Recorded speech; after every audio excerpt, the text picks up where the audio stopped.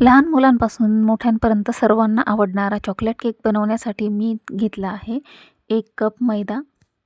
मैदा चाळणीने चाळून घ्यायचा आहे म्हणजे केक छान फुलतो. आता यामध्ये मी टाकणार आहे 1 चमचा कोको पावडर, पाव चमचा कॉफी घेतलेली आहे, अर्धा कप तेल टाकायचे आहे, 1 चमचा कोको पावडर, पाव चमचा कॉफी,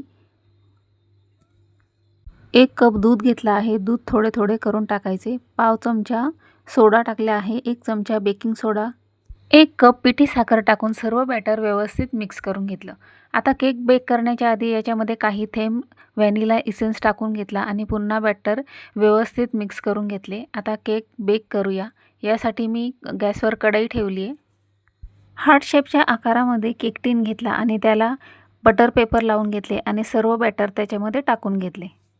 गॅसवर ठेवली आहे कढई, त्यावर ठेवले आहे स्टँड आणि केक त्याच्यामध्ये 30 ते 35 मिनिटासाठी सेट करून घेतला. झाकण काढून पाहूया. केक आपला छान शिजला आहे. केकच्या सर्व बाजूने कडा मोकळ्या करून घेतल्या आणि केक डिमोल्ड करून घेतल्या. आता बनवूया chocolate ganache.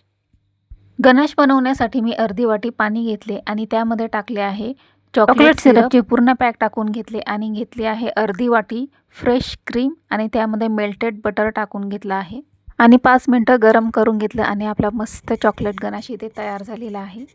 Detail video A1 Swapna's किचनमध्ये जाऊन नक्की पहा. 1 चॉकलेट आणि चेरी या केकमध्ये मी सेट करून घेतले आहे आणि आता मस्त आपला चॉकलेट केक इथे तयार झाला आहे. व्हिडिओला लाईक, शेअर, सबस्क्राईब करायला विसरू नका.